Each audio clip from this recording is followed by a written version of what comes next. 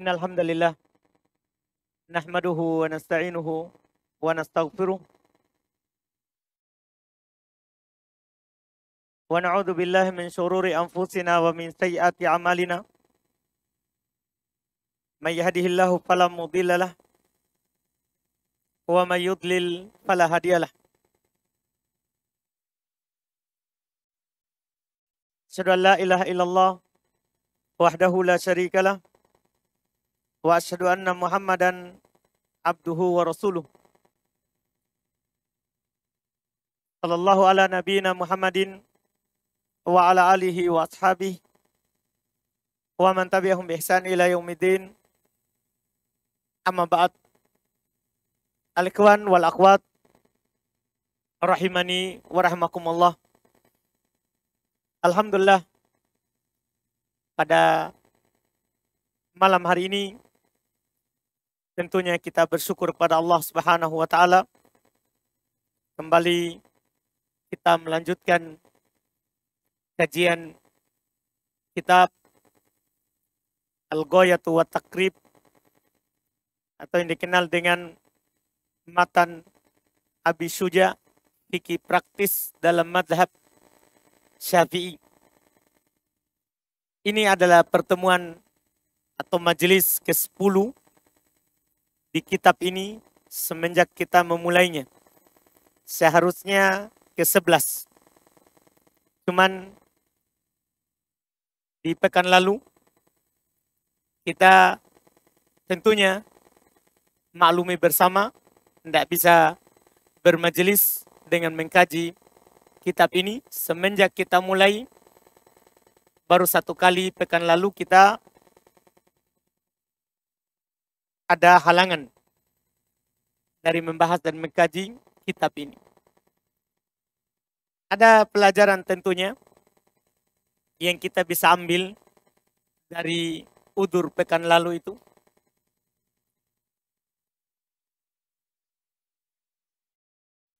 Pelajaran bagi kita adalah selama kita diberikan keluasan untuk belajar, itu kita harus berlomba-lomba untuk belajar selama dibukakan. Untuk kita waktu, kesempatan, tempat, jangan ditunda. Karena kita tidak tahu kapan kita bisa melakukan yang seperti ini dan kapan kita tidak bisa untuk melakukannya. Oleh karena itu Nabi Shallallahu Alaihi Wasallam beliau pernah berwasiat, badiru bil amali fitanan, bersegeralah dalam beramal, dalam melakukan apa yang kita ingin lakukan. Sebelum datangnya fitanan, fitnah di sini maksudnya bukan fitnah dalam bahasa kita, bahasa Indo. Maksudnya di sini adalah bala. Sebelum datangnya ujian, cobaan yang menghalangi kita untuk berbuat, untuk beramal. Kakito illailil mudlimah. Seperti potongan malam yang sangat gelap gulita. Sehingga kita tidak bisa berbuat apa-apa. Yang kadang kata Nabi, seorang di pagi harinya mukmin, tapi di sore harinya sudah kafir. Kadang juga di sore harinya dia beriman, tapi di paginya sudah dia kafir. Ya bi'udinahu bi'arodim minat dunia. Kata Nabi, ya dia jual agamanya karena sedikit dari perkara dunia. Dan juga Nabi SAW bersabda, qaribu wasaddidu. Berusahalah untuk mendekati. Wasaddidu. Dan beristiqomalah. Dan beristiqomalah. Di atas apa yang kita ingin usahakan. Tentunya berupa amalan soleh. Karena itu tadi. Kita tidak tahu. Hari ini kita bisa melakukan, besok tidak ada yang tahu. Pekan lalu kita sudah berencana misalnya. Oh nanti hari Senin kita akan bermajelis ke-10. Pekan depannya ke-11. Dalam mempelajari fikih yang berurut. Tapi ternyata tidak bisa. Iya, ternyata tidak bisa kita lakukan. Karena udur. Karena itu ketika Nabi SAW beliau pernah mengingatkan tentang kehidupan kita di dunia ini. Kun fit dunia ka'annaka gharib au abir sabil. Jadilah kamu di dunia ini seakan-akan kamu adalah orang asing yang datang suatu tempat pasti akan kembali. Atau hanya sekedar orang yang lewat di perjalanan. Lewat di perjalanan, dapat pohon bernaung sejenak, setelah merasa cukup istirahatnya, pasti akan pergi. Pasti akan pergi. Artinya waktu istirahat yang sebentar ini, waktu kita pergi ke tempat ini, itu kita pakai, kita gunakan. Untuk mendekatkan diri kita kepada Allah Subhanahu wa Ta'ala. Jangan terlalu banyak bertaswif, berangan-angan, berandai-andai, atau ya menanti-nanti sesuatu. Karena kita tidak tahu nanti kita bisa dapatkan atau tidak. Yang kita dapatkan itu yang sekarang. Adalah yang sekarang. Bagaimana kadang sebagian ya para ulama mengingatkan kalau terkait dengan harta. Dan ini kita bisa kiaskan di dalam banyak masalah. Harta kita itu apa yang kita makan, apa yang kita belanjakan. Adapun yang kita usahakan besok, itu belum tentu harta kita. Bisa saja untuk ahli waris. Untuk ahli waris kita. Kita akan meninggalkannya. Harta kita hari inilah yang kita makan hari ini. Umur kita hari inilah yang kita pakai hari ini. Bukan yang tahun depan. Ya. 2 tahun kemudian. 20 tahun kemudian bukan. Tapi yang hari ini. Tapi yang hari ini. Apalagi terkait dengan belajar ilmu, bermajelis. Ini harus antum lebih semangat. Karena kebutuhan kita terhadap perkara dunia, itu kalau dibandingkan kebutuhan terhadap ilmu, itu tidak ada bandingannya. Imam Ahmad rahimahullah pernah beliau ingatkan bahwa kebutuhan kita terhadap ilmu itu melebihi makanan dan minuman. Karena makanan dan minuman 2 kali makan, 3 kali dalam sehari itu sudah cukup.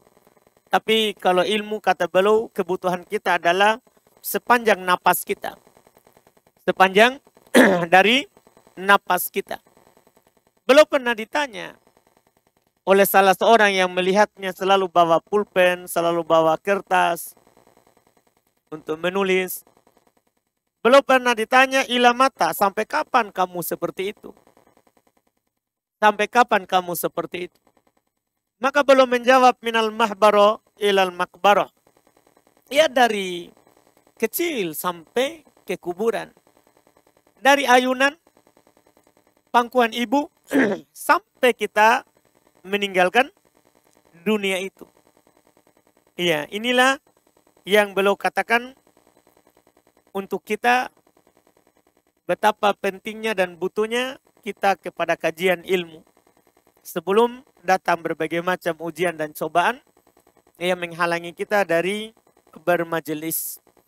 Alhamdulillah di malam hari ini setelah pertemuan sebelumnya kita membahas mandi wajib, mandi-mandi yang diwajibkan. Maka selanjutnya penulis Al-Qadhi Abu Syuja Asy-Syafi'i rahimahullahu ta'ala belum membahas mandi-mandi yang disunahkan. sebelum masuk di pembahasan mengusap di atas sepatu atau kaos kaki. Kata beliau rahimahullah, faslun, pasal, wal aksalul masnunatu sab'ata asyarata guslan. Mandi-mandi yang disunahkan itu ada 17 mandi. Ada 17 jenis mandi. Walaupun sebagiannya tidak ada dalilnya yang sah dari Nabi. Bahkan ada dalilnya tapi dhaif. Tapi ini semua jenis mandi yang disebutkan dalam fikih. Dalam fikih. Kata beliau yang pertama, guslul jum'ah. Mandi pada hari Jumat. Belum masukkan mandi pada hari Jumat sebagai mandi yang sunnah. Dan apa yang disebutkan oleh penulis di sini bahwa mandi Jumat adalah sunnah, ini berdasarkan madhab dari Imam Syafi'i rahimahullahu ta'ala dan juga merupakan madhab dari mayoritas ulama. Dari mayoritas ulama madhab. Walaupun di sana ada sebagian ulama seperti orang-orang Dhahiriyah berpendapat bahwa mandi Jumat hukumnya adalah wajib. Ada yang berpendapat. Dinukil ya dari orang-orang Dhahiriyah. Dihikayatkan oleh Al-Imam Ibnul Mundhir, ini satu riwayat dari Imam Malik. Mereka katakan mandi Jumat itu wajib. Berdasarkan dalil, ada dalil yang mereka sebutkan. Kita sebutkan sebagai faedah supaya antum paham kenapa bisa mereka katakan wajib. Dalil mereka pertama adalah hadits yang diriwayatkan oleh Imam Muslim rahimahullah. Dari sahabat Ibnu Umar radhiyallahu taala anhu, Abdullah Ibnu Umar. Katanya Nabi Shallallahu alaihi wasallam bersabda, "Man ata minkumul jum'ata falyaktasil." Siapa di antara kalian menghadiri Jumat, mendatangi sholat Jumat, maka hendaklah dia mandi. Kata orang-orang Dhahiriyah, ini perintah. Dan asal daripada perintah adalah wajib. Itu kaidahnya. Demikian pula mereka berdalil dengan hadits lagi yang lebih jelas, riwayat Bukhari Muslim. Tapi dari hadits Abu Sa'id Al-Khudri. Yaitu sahabatnya beda, yang meriwayatkan juga beda. Kalau tadi riwayat Imam Muslim. Ini riwayat Imam Al-Bukhari dan Imam Muslim dari sahabat Abu Sa'id Al-Khudri. Lebih jelas sebenarnya daripada hadits yang tadi lagi. Kata Nabi SAW, Guslul Jum'ati wajibun ala kulli muhtalim.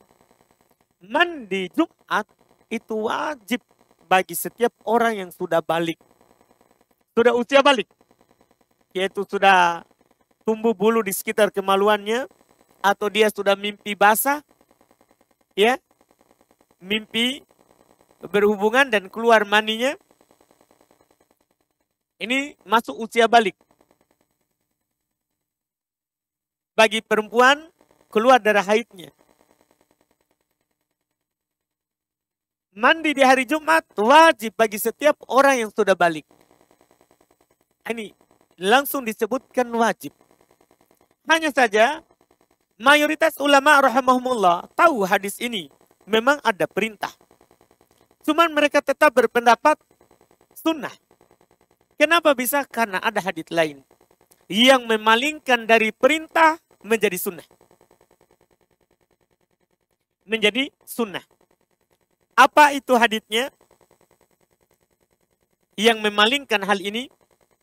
Pertama, hadits yang diriwayatkan oleh Al-Imam Abu Daud, At-Tirmidzi, An-Nasai, sebelumnya diriwayatkan juga oleh Imam Ahmad rahimahullah. Dari sahabat Samurah ibnu Jundub radhiyallahu taala anhu, kata Nabi SAW, man tawaddo'a yaumal jum'ati fabiha wa ni'mat. Wa man iktasala fal ghuslu afdal. Siapa yang berwudu pada hari Jumat, maka itu nikmat.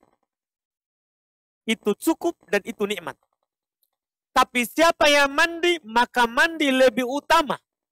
Tidak dikatakan wajib kalau dibilang lebih utama. Kalau dikatakan lebih utama. Ini dalil pertama. Yang memalingkan dari perintah menjadi sunnah. Karena Nabi bilang mandi lebih utama. Tapi siapa yang hanya berwudu, cukup. Siapa yang hanya berwudu, cukup. Dalil mereka kedua. Hadis diriwayatkan oleh Imam Al-Bukhari dan Imam Muslim. Dari Aisyah radhiyallahu ta'ala anha. Di masa Nabi SAW itu Jumat hanya di Masjid Nabawi di Madinah.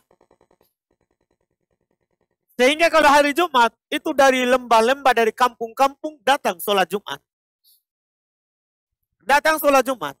Ya biasa mereka kalau datang ke Masjid Nabi, mereka ketemu Nabi SAW. Sehingga mereka datang melewati debu, panas. Sampainya di Masjid Nabi SAW keluar bau. Tentunya bau yang tidak sedap, bau badan. Karena keringat. Ketika mencium bau itu, kata Nabi SAW kepada mereka, lawik tasaltum yaumal jum'ah. Seandainya kalian mandi pada hari Jumat. Nabi bilang, seandainya kalian mandi. Ini bentuk anjuran, bukan bentuk apa? Wajib. Bentuk anjuran, bukan bentuk wajib. Dan ini juga yang dilakukan oleh sahabat Nabi SAW. Ini pendapat mayoritas ulama mazhab, juga mayoritas para sahabat. Pernah ada satu kejadian yang menguatkan apa yang dipegang oleh Imam Syafi'i dan para pengikutnya serta mayoritas ulama mazhab. Kejadian di masa Umar ibn Khattab radhiyallahu ta'ala anhu saat belum menjadi khalifah. Masuk Utsman ibn Affan ke masjid. Umar sedang khutbah.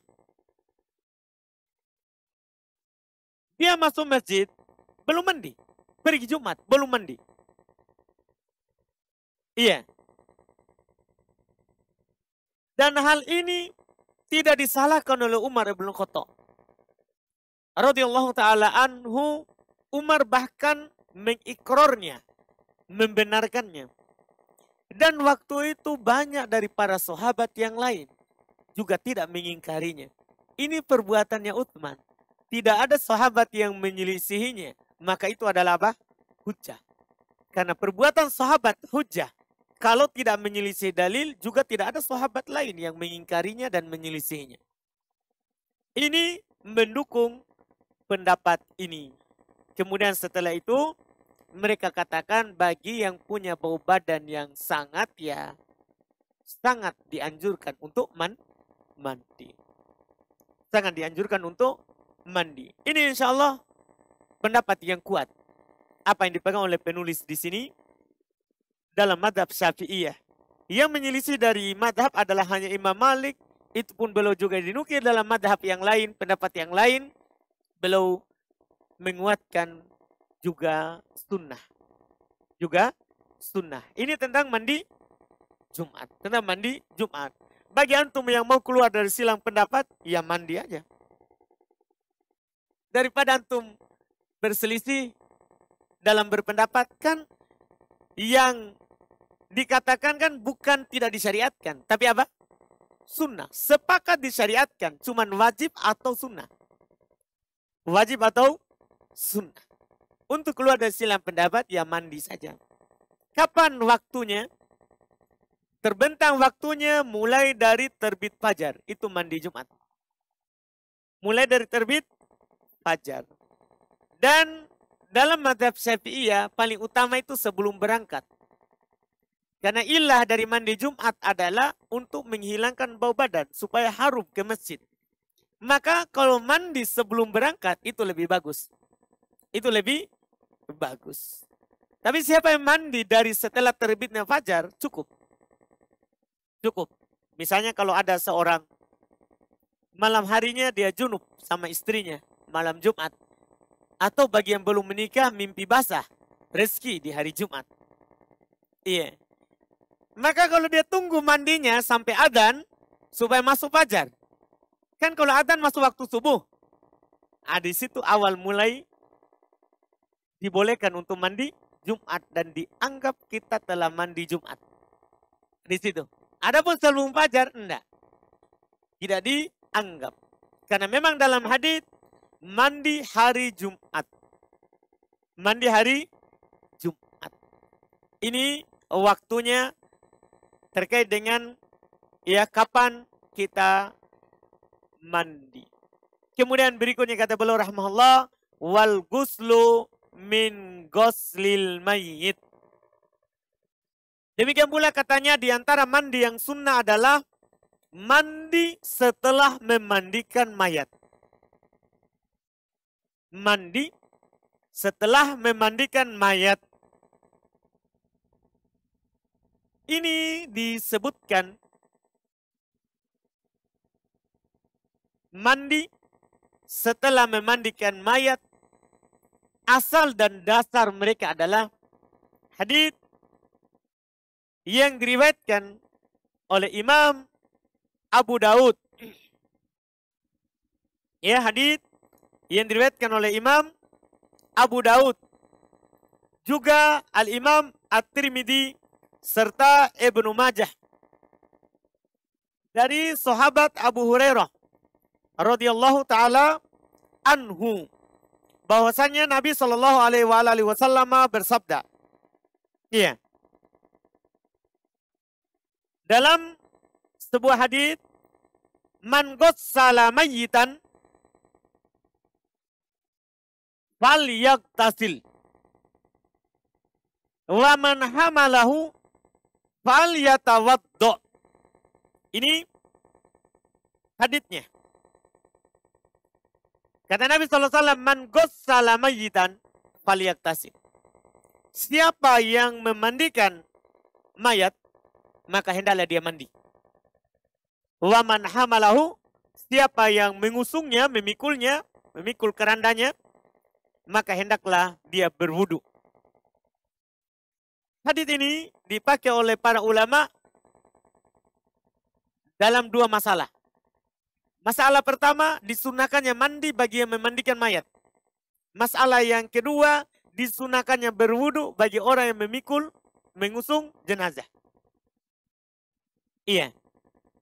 Ini yang dipakai haditsnya. Cuman, para ulama rahimahumullah menyatakan hadits ini adalah hadits dhaif.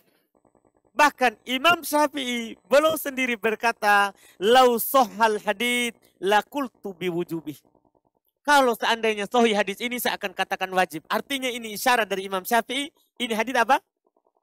Dhaif. Karena beliau bilang kalau seandainya sahih, saya akan berkata akan wajibnya.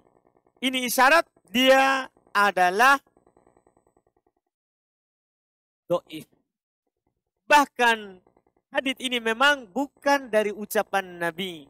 Kata para ulama termasuk Imam Ahmad rahimahullah, innahu mauqufun ala Abi Hurairah.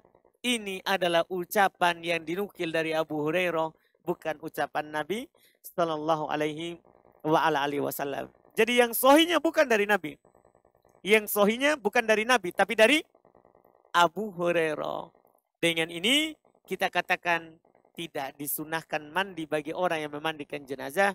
Demikian pula tidak disunahkan berwudu bagi orang yang memikul jenazah. Karena haditsnya dhaif, tidak sahih.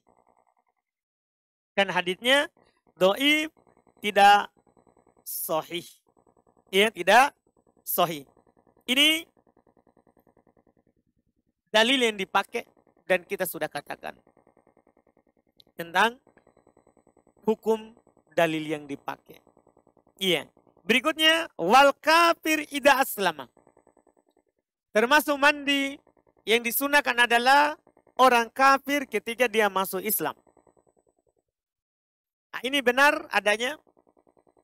Karena kenapa? Apa dalilnya? Nah, dinukil dari Nabi kita Muhammad sallallahu alaihi wasallam.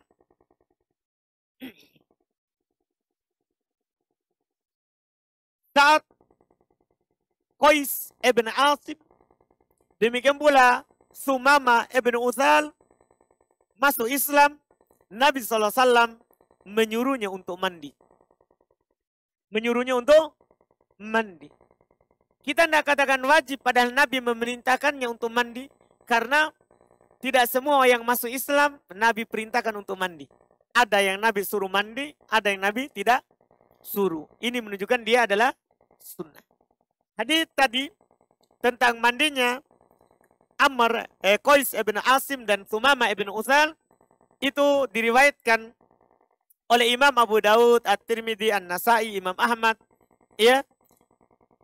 Diriwayatkan dari sahabat Sumama ibn Uthal, juga diriwayatkan oleh Qais ibn Asim, pemilik kisah, juga diriwayatkan oleh Abu Hurairah radhiyallahu taala anhu. Bahkan asal daripada hadis ini ada dalam riwayat Imam Muslim dengan lafaz yang lebih panjang.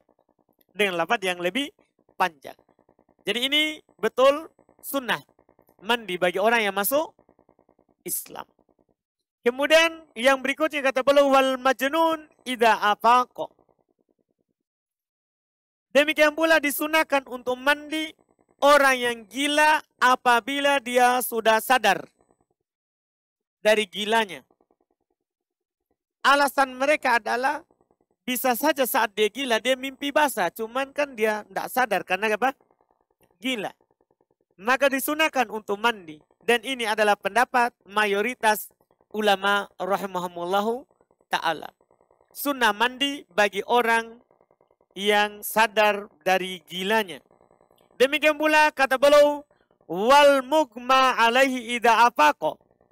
Demikian pula orang yang pingsan apabila dia bangun dari pingsannya. Ini kita katakan sunnah karena saat Nabi kita Muhammad SAW waktu beliau sakit keras di akhir hidup beliau, waktu itu beliau pingsan, sering pingsan. Kalau beliau sadar maka beliau mandi dan beliau pergi ke masjid. Beliau pergi ke masjid. Apa yang dilakukan oleh Nabi kita ini menunjukkan hukumnya adalah sunnah. Adalah sunnah. Ini masalah alhamdulillah jelas tentang orang yang pingsan kemudian dia sadar disunahkan untuk mandi. Yang berikutnya kata beliau wal ghuslu indal ihram. Termasuk yang disunahkan adalah mandi ketika kita mau berihram. Apakah berihram untuk haji ataupun berihram untuk umroh. Disunahkan untuk mandi. Disunahkan untuk mandi. Dan alhamdulillah untuk masa kita sekarang ini zaman penuh dengan kemudahan. Kita kalau pergi umroh maka sudah disiapkan di sana tempat untuk ganti pakaian dari pakaian biasa ke pakaian ihram. Bahkan disiapkan untuk mandi. Disiapkan untuk mandi. Pas di tempat yang kita mulai berihram. Kalau kita mulai dari Madinah, maka ada disiapkan di tempat yang bernama Dzul Hulaifah atau yang dikenal sekarang dengan Bir Ali. Di sana ada masjid dan banyak kamar mandinya disiapkan. Jadi kita sebelum pergi mengganti pakaian di sana ya kita mandi. Pakai sabun, pakai parfum, boleh. Sebelum berihram. Karena setelah berihram, tidak boleh lagi pakai parfum. Setelah kita pakai pakaian berihram, dan sudah niat untuk masuk ihram, tidak boleh lagi pakai parfum. Sampai selesai dari sa'i dan cukur. Ya, maksudnya ke Mekah, tawaf 7 kali, kemudian sa'i, ya, 7 kali, setelah itu cukur, baru boleh. Baru boleh. Jadi sunnah sebelumnya untuk mandi ihram. Sunnah sebelumnya untuk mandi ihram. Dalil dalam masalah ini akan sunnahnya banyak. Di antaranya dinukil dari Asma binta Umais Zauja As-Siddiq, istrinya Abu Bakar Siddiq. Dia nifas di Dzul Hulaifah. Maka Nabi SAW ya memerintahkannya untuk mandi supaya berihram. Supaya berihram. Ini hadis, kisah ini diriwayatkan oleh Imam Muslim. Dan hukumnya adalah sunnah. Kalau ada orang tidak mandi sebelum ihram, tidak ada masalah. Tidak berdosa, hanya saja dia tidak dapat pahala sunnah. Tidak dapat pahala sunnah. Kemudian yang berikutnya kata beliau, wadukhuli Makkah. Termasuk tempat yang disunahkan bagi kita untuk mandi adalah ketika kita masuk Mekah. Walaupun kita tidak mau ihram, tidak mau umroh. Misalnya kita sudah umroh dalam safar ini. Kemudian kita keluar dari Mekah dan mau masuk lagi Mekah. Bukan untuk berumroh. Misalnya ada orang punya kebutuhan pekerjaan misalnya, sunnah. Ketika masuk Mekah untuk mandi. Untuk mandi. Ini dikatakan sunnah karena dinukil dari sahabat Ibnu Umar radhiyallahu ta'ala anhuma. Bahasanya Ibnu Umar tidaklah belum mendatangi Makkah kecuali belum mandi dulu sebelum masuk Makkah. Apa yang dilakukan oleh Ibnu Umar ini sunnah. Karena perbuatan sahabat ketika tidak ada yang menyelisihinya dan tidak menyelisih juga dalil, maka itu hukumnya dalil ada hujah. Kita lakukan karena sahabat lakukan. Kemudian berikutnya walil wukuf bi Arafah. Termasuk tempat yang disunahkan untuk mandi adalah wukuf di Arafah. Bagi orang yang haji. Bagi orang yang haji, maka ada nanti syariat wukuf di Arafah. Di hari Arafah, yaitu tanggal berapa? Dzulhijjah. Tanggal 9 Dzulhijjah. Dia wukuf di Arafah. Sebelum wukuf di Arafah, disunahkan baginya untuk mandi. Dalilnya juga adalah apa yang dilakukan oleh para sahabat seperti Abdullah ibn Umar. Dia melakukannya. Dan ini dinukil dari Nabi SAW disunahkan karena di situ juga tempat ijtima'un nas, tempat berkumpulnya orang. Dikiaskan dengan hari Jumat. Dikiaskan dengan apa? Hari Jumat. Tempat berkumpulnya orang, bahkan lebih banyak daripada Jumat. Lebih banyak daripada apa?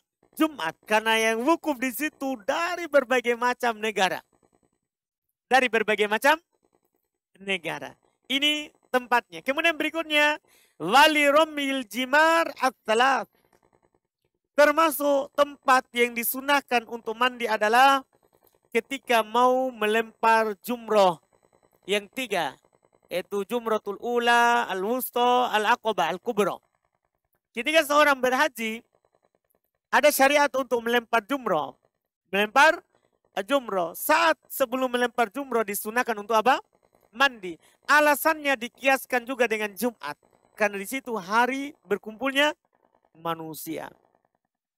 Hari berkumpulnya manusia. Dikiaskan dengannya. Kemudian setelah itu kata beliau walid tawaf. Termasuk juga disunahkan untuk mandi adalah ketika kita ingin tawaf. Ketika kita ingin tawaf. Iya. Yaitu tawaf di Ka'bah. Dan ini cukup ya kalau kita sudah mandi tadi di ihram. Dan kita dari tempat ihram langsung tawaf. Karena sekarang perjalanannya pendek ya. Tidak sama dengan di masa-masa lalu. Mereka berjalan kaki atau naik onta. Atau naik unta. Dari Madinah ke Makkah. Sekarang kita naik bus lebih cepat. Lebih cepat. Boleh langsung diniatkan. Mandi untuk ihram dan mandi untuk tawaf. Supaya nanti tidak masuk hotel lagi, mandi lagi. Ya, mandi lagi. Ini hukumnya disunahkan. Ini hukumnya disunahkan. Kenapa kita katakan sunnah? Karena Nabi SAW beliau dinukil dari Aisyah radhiyallahu taala anha, diriwayatkan oleh Imam Al-Bukhari dan Imam Muslim.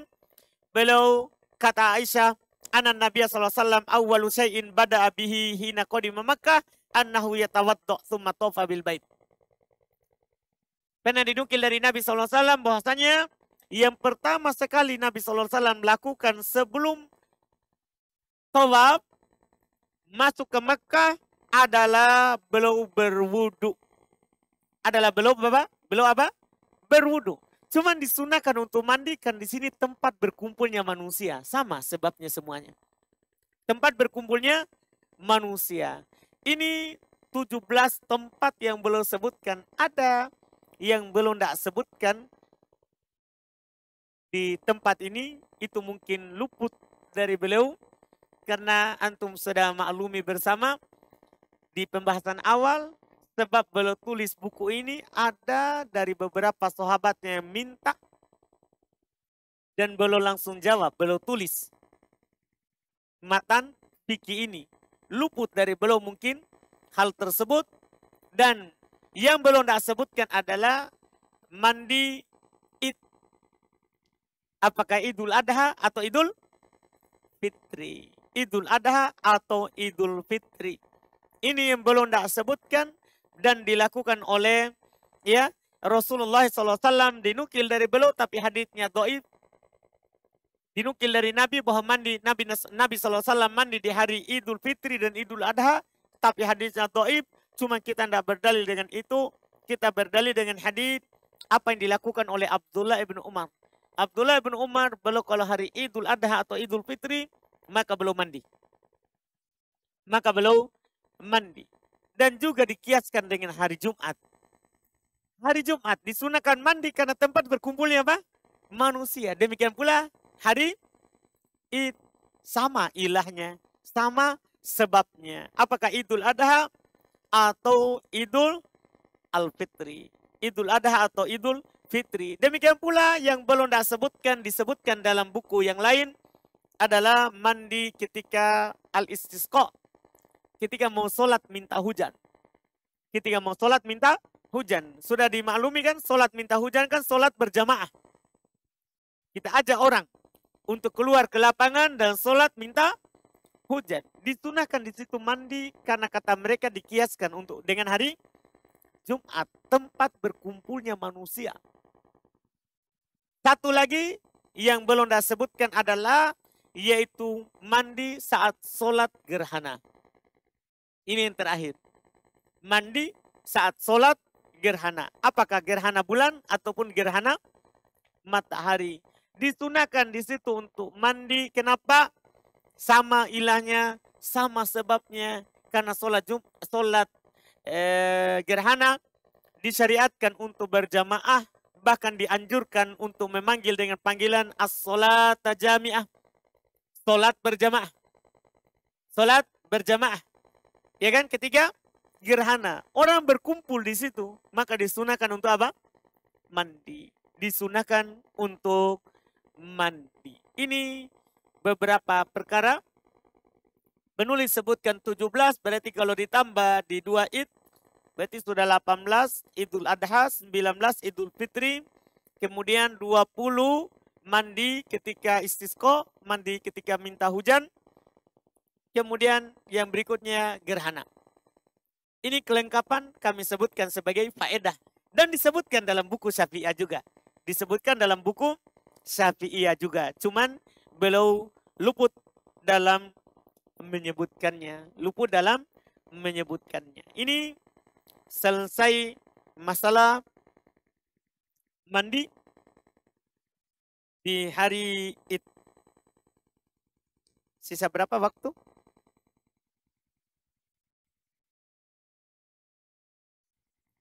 Kita tanya jawab? Baik. Kita tanya jawab karena setelahnya sudah masuk fasal yang lain. Yaitu fasal mengusap di atas kedua sepatu. Insya Allah. Semoga kita dibukakan kesempatan lagi di pekan yang akan datang. Kalau ada pertanyaan silakan. Boleh bertanya langsung silakan. Silakan.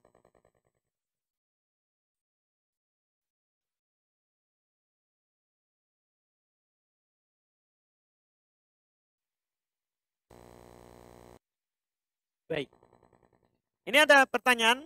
Tadi kan disebutkan bahwa disunahkan mandi setelah memandikan jenazah. Bagaimana kalau membokongnya, mengusungnya, memikulnya? Apakah sebelum atau setelah? Apakah sebelum atau setelah? Perhatikan lafaz hadits tadi walaupun haditsnya adalah dhaif Dia bilang man hamalahu. Pakai lafaz mati, lafaz lampau. Siapa yang memikulnya, telah memikulnya. Faliyatawaddo, maka hendaklah dia wudhu setelahnya. Setelah mengusungnya, setelah melakukan, bukan sebelumnya.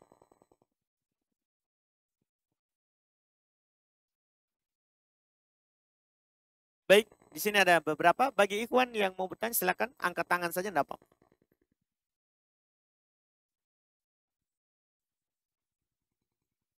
Ini ada pertanyaan, bolehkah mendoakan ampunan? Bolehkah mendoakan ampunan bagi orang yang mati, yang malas sholat? Masya Allah. Mendoakan ampunan orang yang mati, yang malas sholat. Yang malas ya, dan terus-menerus dia tinggalkan, itu syaratnya. Orang yang malas sholat, bukan karena mengingkari kewajiban sholat. Kalau dia mengingkari kewajiban sholat, kafir. Tidak boleh kita doakan. Bahkan tidak boleh kita pergi berdiri di kuburannya. Dilarang dalam Al-Quran. Dilarang dalam Al-Quran. Kalau dia meninggalkan karena menentang kewajibannya. Cuman karena penanya bilang karena malas. Maka para ulama berselisih pendapat tentang orang yang meninggalkan sholat karena malas. Mereka sepakat telah jatuh dalam dosa besar. Lebih besar daripada zina, mencuri. Karena ini rukun Islam. Yang dia malas melakukannya. Cuman mereka berselisih pendapat apakah kafir atau tidak. Mayoritas ulama berpendapat belum kafir. Mayoritas para ulama berpendapat belum kafir. Mereka berdalil dengan dalil-dalil umum. Seperti diantaranya misalnya man qala la ilaha illallah khalisan min qalbihi dakhalal jannah. Siapa yang berucap la ilaha illallah ikhlas dalam hatinya maka masuk surga. Dia berucap la ilaha illallah masuk surga. Tidak disebutkan dia tinggalkan sholat atau tidak. Ini dalil-dalil mereka. Ia menunjukkan bahwa dia tidak kafir. Dia hanya jatuh dalam dosa besar. Itu dalil mereka. Hanya saya sebagian para ulama, dan ini juga yang dipegang oleh Syekhul Islam Ibn Taimiyah rahimahullah, belum menjelaskan dan menyatakan bahwa orang yang meninggalkan sholat, walaupun karena malas, maka dia telah kafir. Apa dalilnya? Dalil pertama adalah Allah Subhanahu wa taala berfirman, wa in tabu wa aqamus sholata wa ataz zakata wa aqamus sholata wa atuz zakata fa ikhwanukum fiddin. Kalau mereka bertobat dan mendirikan sholat serta mengeluarkan zakat, maka itu saudara kalian dalam agama. Di sini tidak dibilang, dia bilang mendirikan sholat. Dia sholat, maka dia saudara kalian dalam agama. Kalau tidak mendirikan sholat, walaupun karena malas, bukan saudara dalam agama. Kan tidak dirinci. Ini dalil pertama. Dalil kedua adalah sabda Nabi kita Muhammad sallallahu alaihi wasallam. Beliau pernah berkata, al-ahdul ladzi bainana wa bainahum as-shalah. Ikatan antara kami dan mereka adalah salat. Faman tarakaha faqad kafar. Siapa yang meninggalkannya maka dia telah kafir. Maka dia telah kafir. Siapa yang meninggalkannya? Apakah dia malas atau karena mengingkari kewajibannya? Ia meninggalkan sholat maka dia telah kafir. Ini kata Nabi SAW tidak dibedakan. Dan ini juga disepakati oleh para sahabat. Siapa yang meninggalkan sholat walaupun karena malas dia telah kafir. Maka buah dari pendapat ini dikuatkan oleh Syekhul Islam Ibn Taimiyah, tidak boleh mendoakan orang yang meninggal dalam keadaan sebelumnya dia malas melakukan apa? Sholat. Iya. Walaupun saat hidup dianjurkan pemerintah meminta untuk dia bertobat. Pemerintah. Dia meminta untuknya bertobat. Kalau tidak mau bertobat dibunuh karena orangnya murtad. Karena dihukumi apa? Murtad. Tapi itu pemerintah bukan kita. Jangan sampai sebentar pulang sholat. Sholat. Kalau tidak bunuh. Enggak, itu bukan kita, itu pemerintah. Itu pemerintah. Wallahualam. Silakan.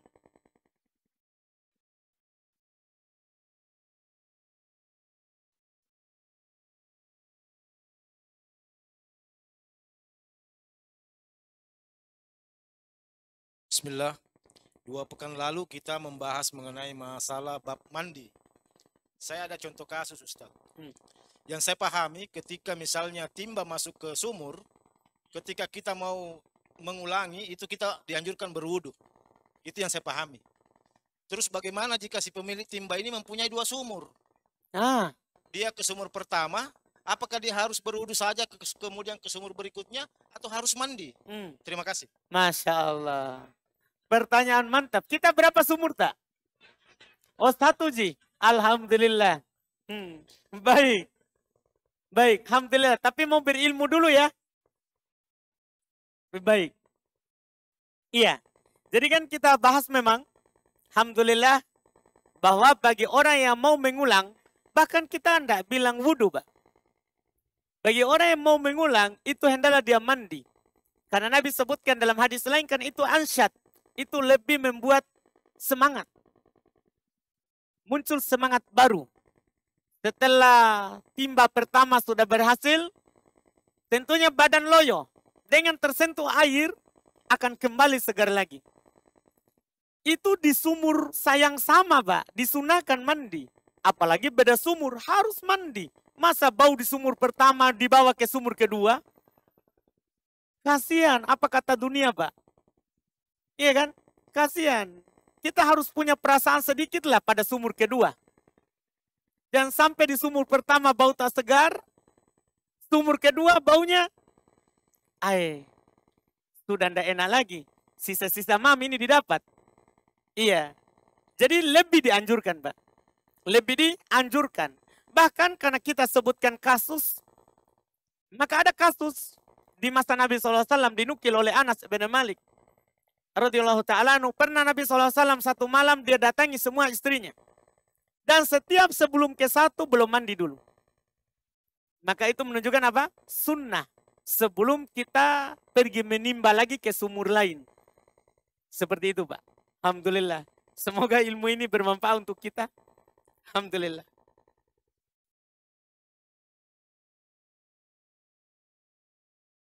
Kemudian pertanyaan berikutnya.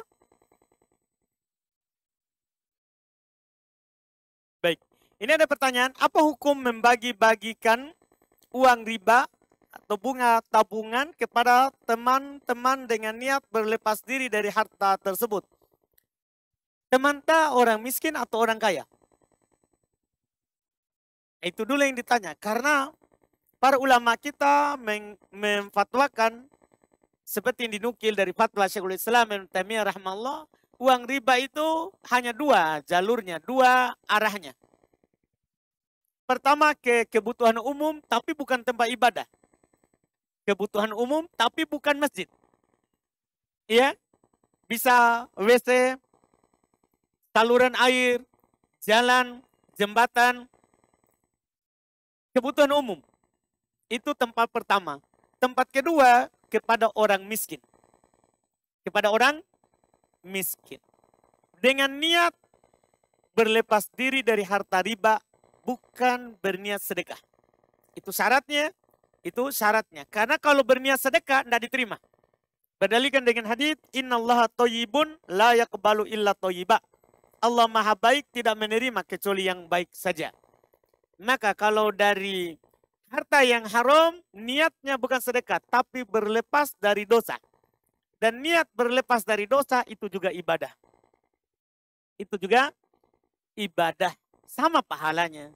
Sama pahalanya. Dengan berlepas dari, berniat sedekah sama berlepas dari harta kotor. Sama pahalanya. Itu 2. Jadi teman kita ini tergantung.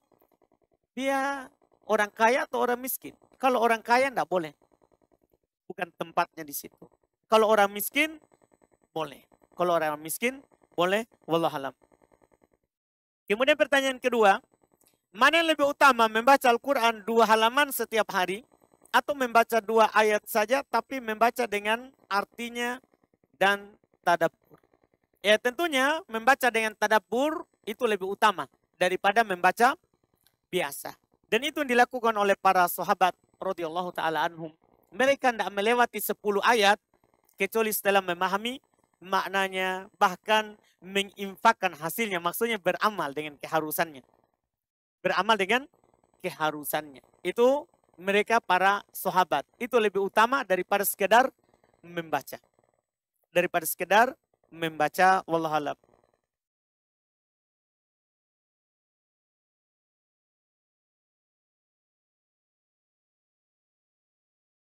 Ini ada pertanyaan, bagaimana hukum membeli atau memakai atau menjual barang branded yang KW?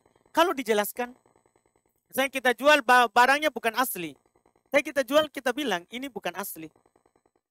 Ini bukan asli, ini hanya tiruan saja. Ini hanya tiruan saja. Kita jelaskan, maka sah, tidak mengapa. Tidak mengapa. Adapun kalau kita tidak kasih tahu, kita menjualnya, kita bilang ini barang asli, barang bagus. Tidak kasih tahu bahwa itu adalah palsu. Maka nanti si pembeli, ketika dia tahu itu adalah palsu, boleh dia kembalikan. Boleh dia apa? Kembalikan. Itu wallahu a'lam. Wallahu a'lam. Dan beda lagi kalau dibajak ya, beda lagi kalau dibajak. Bajak itu yang asli tapi dibajak. Beda. Kalau ini hanya ditiru saja bentuknya. Itu dibedakan. Hal yang beda jangan disamakan. Hal yang beda jangan disamakan. Kalau dibajak dari bentuk asli kemudian diambil dan diubah saja mereknya, itu berbohong. Terus mengambil hak orang lain, sama dengan hukum merampok, mencuri. Sama, itu tidak dibolehkan. Itu tidak dibolehkan.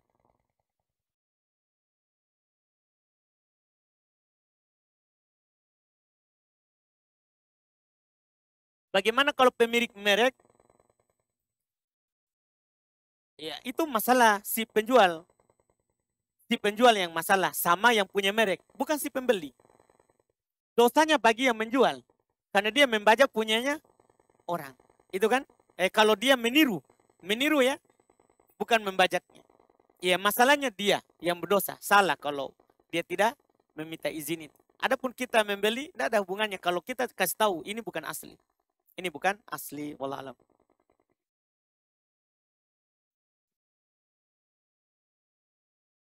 Kemudian ini ada pertanyaan, saya pernah dengar seorang ustadz ceramah, katanya kalau bukan Nabi Muhammad, dunia ini tidak diciptakan.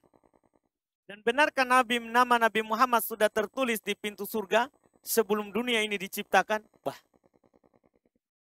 iya, ini hanya cerita-cerita kosong saja. Itu hanya cerita kosong saja. Iya, Allah Subhanahu wa Ta'ala, betul, sebelum Allah menciptakan segala sesuatu, yang pertama sekali Allah ciptakan adalah Al-Qalam. Pena. Allah katakan kepadanya, uktub. Tulislah. Dan kolam itu bertanya, apa yang saya harus tulis? Kata Allah kepadanya, uktub ma huwa kain ilal abad. Tulislah apa yang akan terjadi sampai hari kiamat. Jadi termasuk Nabi Muhammad. Ditulis. Yang ada dalilnya itu bukan nama Nabi Muhammad di surga, tapi yang pertama membuka pintu surga yang mengetuknya adalah Nabi Muhammad. Nabi Muhammad. Kata Nabi SAW, nahnul akhirunal awwaluna yaumal qiyamah. Kita ini umat Islam, umat terakhir, tapi yang pertama di hari kiamat. Yang pertama di hari kiamat. Karena Nabi Muhammad SAW lah yang mengetuk pintu surga dan dibuka. Adapun ditulis namanya di surga, wallahualam. Kita butuh dalil, kan ini perkara goib. Kan ini perkara goib. Apalagi pernyataan tadi itu syirik. Ya, itu pernyataan syirik yang Allah ciptakan dunia ini karena Nabi Muhammad. Iya, Allah ciptakan dunia ini ya karena keinginan Allah. Karena Allah inginkan untuk dicipta. Bukan karena butuh kepada dunia, bukan karena butuh kepada alam semesta. Karena Allah Subhanahu wa Ta'ala Maha Kaya, tidak butuh kepada segala sesuatu, tapi segala sesuatu lah yang butuh kepadanya. Iya. Kalau seperti itu pernyataan kan berarti Allah butuh kepada Nabi Muhammad. Iya. Sementara di dalam ayat kita sudah hafal semua ayatnya. Surat Al-Ikhlas. Qul huwallahu ahadu. Allahu somad di situ. Katakanlah dia Allah yang maha tunggal, ayat yang kedua, Allahus Somad. Ini yang kita maukan. Allah As-Somad. Apa arti As-Somad? Allah adalah yang tegak untuk dirinya dan menegakkan yang lain. Tidak ditegakkan oleh yang lain. Artinya bahasa mudanya, Allah yang mengatur kebutuhan segala sesuatu butuh kepadanya. Butuh kepadanya. Iya, butuh kepadanya. Itu wallahualam, itu pernyataan alhamdulillah sangat jauh. Iya, kita tidak perlu perhatikan, apalagi untuk diyakini ucapan yang seperti itu, wallahualam. Kita ada dulu.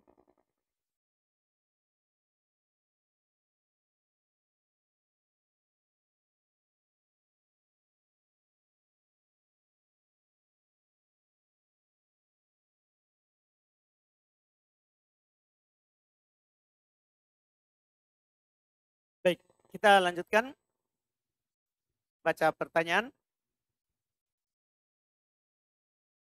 Ini ada pertanyaan. Hukum tasbih,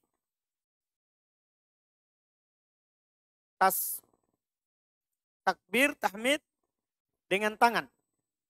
Apakah menggunakan tangan kanan saya atau kedua tangan? Tangan kanan saja atau kedua tangan? Tangan kanan. Nabi SAW dalam hal-hal yang baik itu menggunakan tangan kanan. Tangan kanan. Dalam hadits Aisyah radhiyallahu taala anha, kata Nabi SAW, kata Aisyah radhiyallahu taala anha, karena Nabi SAW yu'jibuhu tayammun. Adalah Nabi SAW senang menggunakan yang kanan-kanan. Nabi senang menggunakan yang kanan-kanan, kata Aisyah radhiyallahu taala anha. Ya, jadi berzikir, bertasbih menggunakan tangan kanan saja. Tangan kanan saja. Apakah sahabat seperti Khulafaur Rasyidin poligami juga? Masya Allah. Iya. Iya. Utsman radhiyallahu taala anhu belum menikah. Istrinya itu dari masa jahiliyah dan masa Islam dinukis 9 orang. Tapi tidak langsung semua 9. Karena cuma 4 yang bisa disatukan. Abu Bakar dinukil 4 istrinya. Di masa jahiliyah dan di masa Islam kalau digabung. Ya, mereka poligami juga. Utsman juga. Ali juga. Cuman setelah meninggalnya anaknya Nabi SAW, Fatimah. Setelah meninggalnya Fatimah radhiyallahu taala anha, Ali juga menikah. Lebih dari 1. Mereka poligami. Iya. Dan poligami hukumnya adalah diperselisihkan hukumnya. Sama dengan hukum menikah. Iya. Poligami. Menikah yang pertama sama dengan hukum poligami. Bisa wajib, bisa sunnah, bisa makruh, bisa haram, bisa mubah. Sebagian orang kadang langsung bilang hukum poligami sunnah. Enggak. Bahkan Syekh bin Utsaimin rahimahullah bisa dibaca di buku beliau, kalau saya tidak salah ingat, di Syarah Zadul Mustaqni, Syarah Mumti. Beliau nukil di jilid 11 atau 12, beliau kuatkan bahwa poligami itu hukumnya mubah, bukan sunnah. Hukum dasarnya. Setelah itu bisa wajib, kan mubah itu kan wasilah. Kalau mengantarkan kepada wajib-wajib, kalau mengantarkan kepada dosa maksiat haram, bisa makruh. Jadi hukum asalnya kalau saya ingat kuatkan adalah mubah. Yang mubah ini bisa jadi wajib, bisa jadi sunnah, bisa jadi haram, bisa jadi makruh. Dan keadaannya dirinci. Yang wajib itu bagaimana, yang sunnahnya bagaimana, yang makruhnya bagaimana, yang wajibnya bagaimana. Yang wajibnya bagaimana. Dan tentunya kalau kita merinci ya butuh kajian panjang. Karena ada keadaan-keadaannya. Yang jelas hukum dasarnya adalah mubah. Poligami. Perkara yang boleh. Perkara yang boleh. Iya, hukum dasarnya. Setelah itu kembali kepada kita masing-masing. Apakah diri kita masuk di yang wajib, atau masuk di yang sunnah, atau masuk di yang makruh, atau masuk di yang haram. Bisa masuk di salah satu 4 itu. Kita yang tahu keadaan tak dan keadaan istri tak di rumah. Dan kita yang tahu ranjang tak dan kantong tak. Iya. Jangan sampai saya bilang sunnah, saya bilang wajib, ternyata kantong tak tidak cukup. Diri kita juga diranjang tidak cukup. Kan susah kalau saya bilang. Jelas kita hanya mengeraikan hukum asal dulu, hukumnya mubah. Boleh. Hukumnya boleh.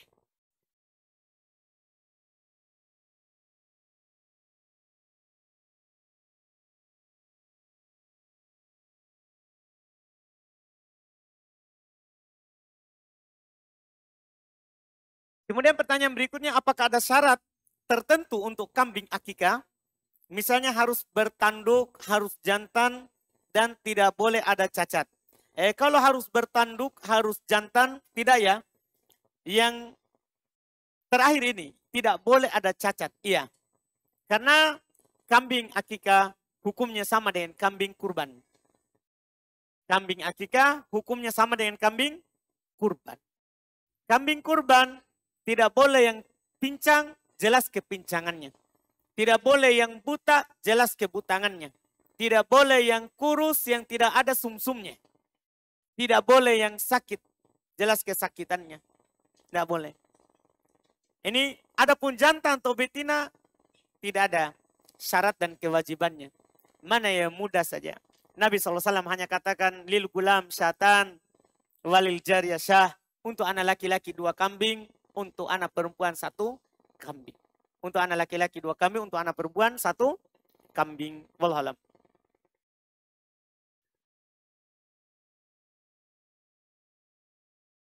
Bagaimana hukumnya orang yang didolimi, tidak ridho dengan kedoliman orang kepadanya? Apakah langsung dibalas di dunia, Ustadz? Iya. Kalau orang didolimi, pertama doanya itu mustajabah. Doanya mustajabah. Dan kalau ini diinginkan ditanyakan apakah dibalas di dunia, dibalas di dunia. Doanya. Bisa juga dibalas di akhirat. Doanya. Kalau dia berdoa. Karena kalau seorang berdoa maka akan dibalas di dunia dengan apa yang dia minta atau dikasih yang lain daripada yang dia minta lebih bagus atau disimpan untuknya di akhirat. Iya. Dan di akhirat tentunya itu dibalas. Ada hadisnya. Ya, ketika Nabi SAW bertanya kepada para sahabat, hal tadruna al-muflisuna min ummati, tahukah kalian orang yang merugi dari umatku? Setelah itu baru sebutkan. Orang yang datang dengan amalan yang banyak, telah memukul si fulan, mencerca si fulan, mengambil harta si fulan. Diambil kebaikannya untuk si fulan itu, kalau habis kebaikannya maka diambil kesalahannya orang itu dan dilimpahkan kepadanya. Dibalas di akhirat tentunya lebih besar dan lebih berat. Wallahualam.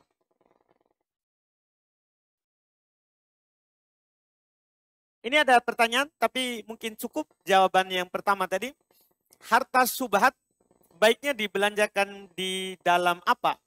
Bisakah untuk pembangunan madrasah atau perlengkapan madrasah? Bisa kalau tempat sekolah, bisa. Yang jelas bukan tempat ibadah. Dan niatnya untuk berlepas dari harta riba sebagaimana yang kami sebutkan tadi. Wallahualam.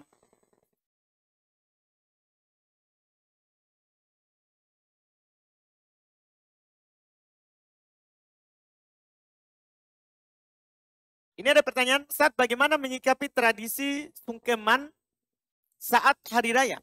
Karena setahu saya, kita tidak boleh bersujud di hadapan manusia. Sedangkan orang tua saya sangat sering melakukan adat tersebut. Dan kalau saya menolak, saya takut mereka akan marah dan mendurhakakan saya.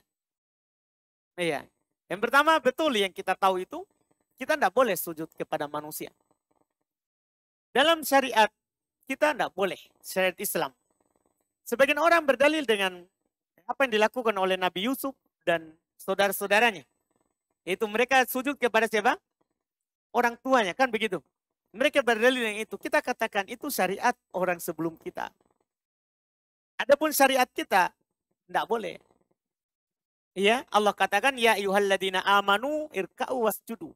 Wahai orang-orang yang beriman, ruku dan sujudlah hanya untuk Allah saja. Tidak boleh untuk selain Allah, ruku. Bahkan disebutkan dalam hadis, siapa yang berdiri karena ada seorang pengajar atau ustadz yang datang, atau orang yang dia muliakan, maka itu hal yang diharamkan. Tidak dibolehkan. Berdirinya, apalagi sampai ruku, sampai apa? Sujud. Tidak boleh, dilarang dalam syariat kita. Cuman masalahnya bagaimana kalau kita seperti ini, kita tidak melakukannya, kita akan dianggap durhaka, tidak apa-apa. Kita kan tidak durhaka. Kita tetap berbuat baik kepadanya. Ada 3 perkara yang disebutkan oleh Syekhul Islam Ibnu Taimiyah rahimahullah. Kalau kita tidak melakukan apa yang diperintahkan atau disuruhkan oleh orang tua, kita tidak dianggap durhaka. 1, kalau kita lakukan akan membahayakan orang tua. Kalau kita tidak melakukannya, tidak durhaka. Kalau kita lakukan, tidak berbahaya untuk kita, tapi akan membahayakan orang tua kita. Kita tidak ikuti itu perintah, kita tidak durhaka. Yang kedua, kita disuruh untuk melakukan sesuatu yang kalau kita lakukan akan membahayakan diri kita. Orang tua tidak ada bahayanya, tapi kitanya. Maka kalau kita tidak lakukan, kita tidak dianggap durhaka, walaupun orang tua kita anggap kita adalah durhaka. Tidak durhaka. Kemudian yang ketiga, kalau kita lakukan akan membahayakan agama kita. Kita tidak lakukan karena akan membahayakan agama kita, maka kita tidak durhaka. Walaupun orang tua kita anggap durhaka, itu tidak dihitung sebagai perbuatan yang durhaka. Itu wallahu alam terkait dengan hal tersebut. Jadi kalau mereka anggap itu, tidak usah, doakan saja hidayah, tetap berbuat baik kepadanya. Masalah anggapan mereka itu adalah anggapan manusia. Ya, kita kalau melakukan ketaatan, terus orang mencela kita, itu hal yang wajar. Jangan kita, ya kita baru dikatakan durhaka, itu ringan. Nabi dikatakan tukang sihir, orang gila, itu tidak ada masalah. Itu tidak ada masalah. Karena ucapan seperti itu kalau tidak benar akan kembali ke orangnya. Akan kembali ke orangnya. Wallahualam.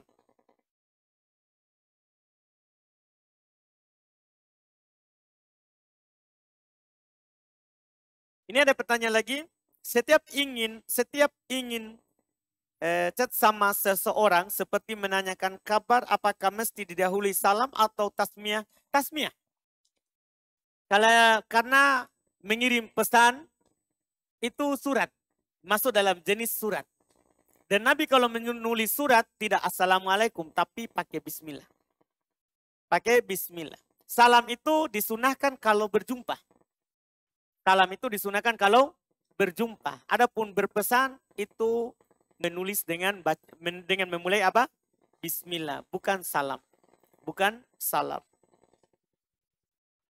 Kemudian berikutnya.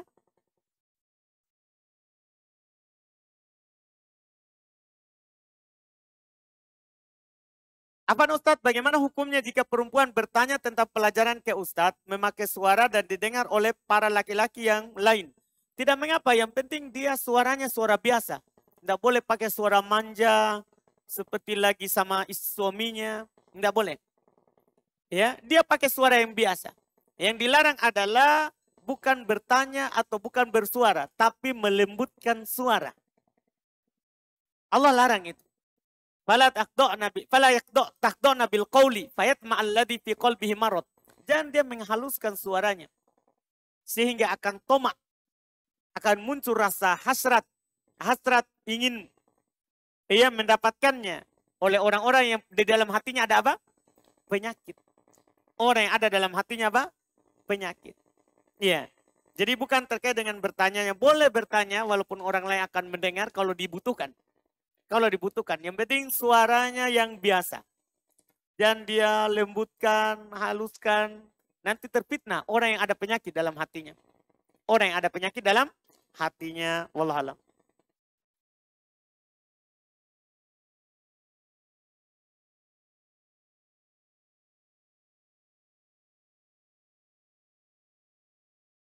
Bolehkah memberi nama klub olahraga? Misalnya olahraga renang dengan nama klub as-sunnah.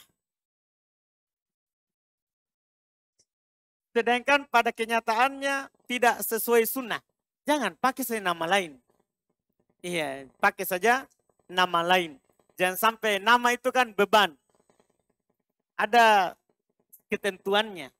Kalau perkara-perkara yang mubah, kasih saja nama-nama yang mubah. Nama-nama yang mubah. Jangan disandarkan kepada yang sunnah.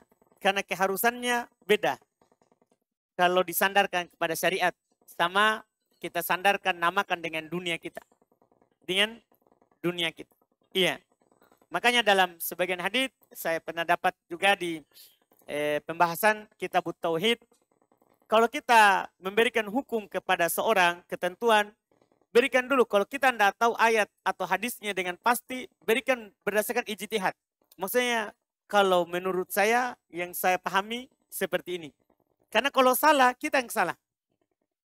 Jangan langsung turunkan hukum Allah. Jangan langsung turunkan hukum Allah. Maka demikian pula apalagi nama-nama. Jangan langsung sandarkan kepada syariat. Yang sampai kita di dalam prakteknya jauh dari syariat. Jauh dari syariat.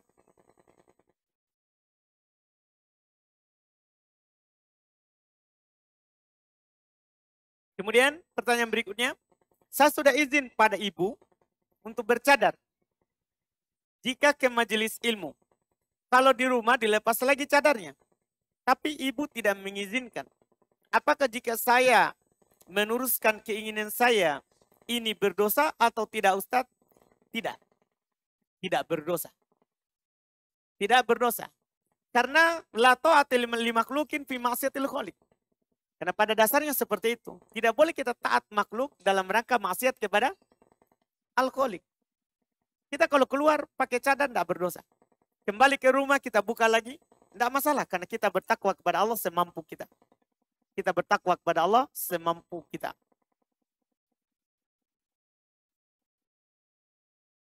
Kemudian pertanyaan berikutnya, sekarang ini sudah banyak ikhwan merapatkan sopnya, ditambah lagi arahnya, ditambah lagi arahannya imam untuk meluruskan dan merapatkan sop.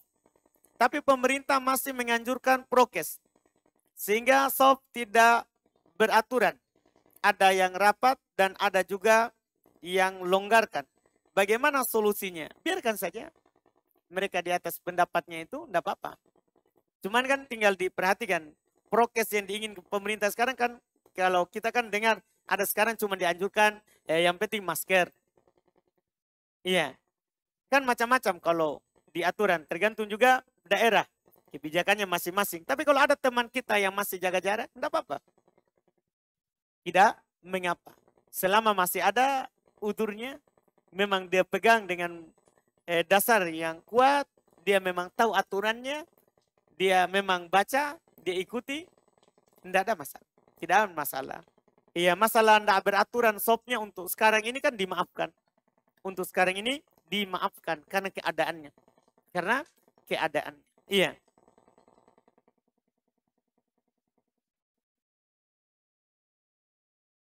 Apakah dalilnya jika menggaruk di dalam sholat mesti menggunakan tangan kiri? Tidak tahu. Apa ada larangan menggaruk pakai tangan kanan? Iya. Kan menggaruk bebas dengan tangan kiri ataupun dengan tangan kanan. Kecuali yang kita garuk tempat yang kotor. Tempat yang tidak bersih. Iya. Mereka bilang kalau kita menggaruk hidung mau keluarkan kotoran, sunahnya pakai kiri bukan yang kanan. Sunahnya. Karena sebentar kita salaman sama teman tak, kasihan. Iya. Jangan sampai masih ada melengket. Iya. Itu sunahnya. Jadi tapi kalau di tempat biasa tidak ada. Tidak ada dibilang tidak boleh pakai tangan kanan. Tidak ada dalil dalam hal tersebut dan hukum asalnya mubah. Hukum asalnya mubah. Kemudian berikutnya, saat kita masbuk, misalnya 1 rakaat. Apakah kita membaca tasyahud awal saat imam tasyahud atau kita diam saja? Iya, dalam hal tersebut boleh kita diam saja karena kita belum saatnya tasyahud. Yang kedua, boleh kita bertasyahud karena mengikuti imam. Berdalil dengan dalil umum. Innama ju'ilal imam liutama bih. Imam itu dijadikan supaya diikuti. Supaya diikuti. Tapi kalau kita diam tidak tasyahud, tidak salah juga. Karena kita belum saatnya apa? Tasyahud. Tapi kalau mau aman, mau hati-hati, tasyahud saja. Karena dalilnya ada. Dalilnya ada, wallahu a'lam.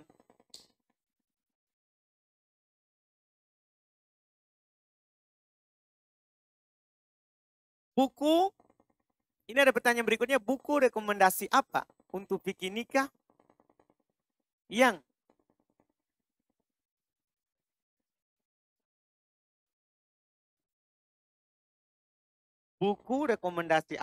fikih nikah yang tadi ada 17 mandi, kalau tidak salah hanya disebut 10 saja. Atau mungkin ada yang terlewat di kami. Iya. Oh, maksudnya ini lain ya. Buku, kalau tadi saya tidak paham ya itu. Kemudian tadi ada 17 mandi, tapi kalau tidak salah hanya disebutkan 10 saja. Atau mungkin ada yang terlewatkan. Nah, yang terlewatkan itu ada saja, bisa saja sakot, bisa saja hilang. Dan ditambah di ini, cuman tidak ada seperti ini kan, cetakan yang sudah diperiksa juga sama, segitu yang disebutkan. Makanya anak tidak singgung tadi. Bisa saja belum bilang 17 tapi belum tidak sebutkan semuanya. Bisa saja itu yang disebutkan di bawah tadi yang kami tambahkan. Yang kami tambahkan.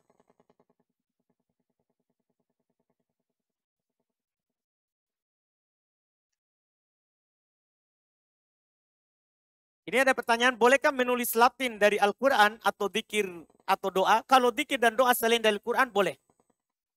Dikir dan doa selain dari Quran, boleh. Kalau Quran tidak boleh. Para ulama bersepakat Quran tidak boleh dilatinkan. Karena Quran turun dengan bahasa Arab. Itu sifat Allah, tidak boleh kita ubah-ubah. Tidak boleh kita ubah-ubah. Itu kalau Quran. Kita harus tulis dengan lafaz Quran. Tidak boleh dilatinkan. Tidak boleh dilatinkan. Oh, kami tidak bisa baca kalau tidak dilatinkan. Siapa suruh baca? Harus belajar. Kewajiban kita adalah sebagai seorang muslim apa? Belajar. Supaya bisa baca Quran. Dan baca Quran itu mudah. Belajarnya tidak cukup sebulan. Mudah. Karena kita cukup tahu alif bata. Setelah itu tahu makrotnya. Tambah sifatnya. Selesai. Itu tidak sampai sebulan. Yang jelas belajar Quran tidak sama dengan belajar selain Quran. Karena Al-Quran sudah dijamin untuk dimudahkan. Kata Allah, walaqad yassarna al-Qur'ana lidzikri hal mim muddakir. Sungguh kami telah mempermudah Al-Quran untuk zikir. Tapi apakah ada yang mau? Sekarang sisa maunya saja. Kapan kita mau pasti mudah. Kapan kita mau pasti mudah. Karena Quran dimudahkan. Karena Quran itu dimudahkan, alhamdulillah.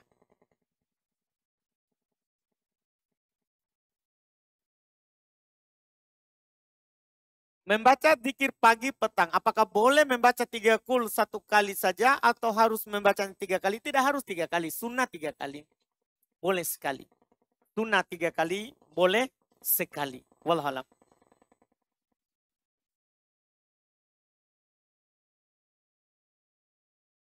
Ada yang bertanya langsung? Silakan.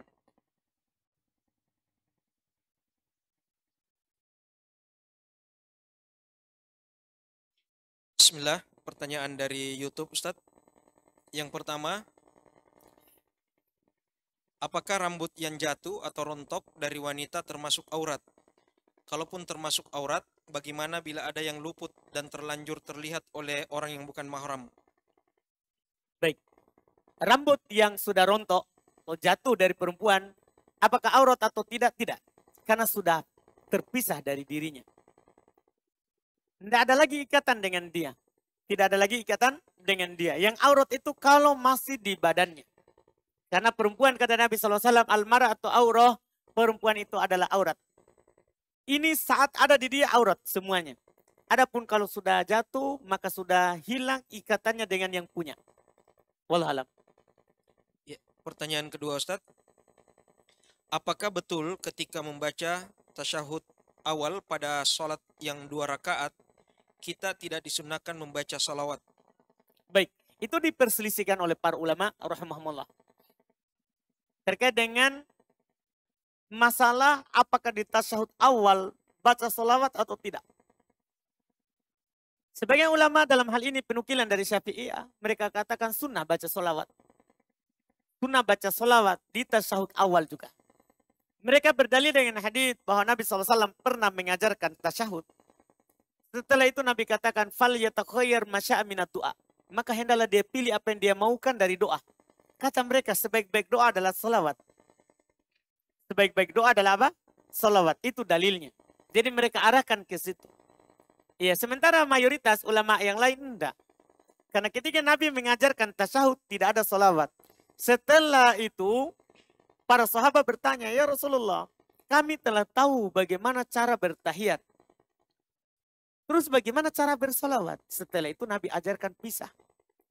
Jadi terpisah diajarkan. Maka dari sini yang kuatnya tidak ada salawat di tasyahud awal. Wallahualam.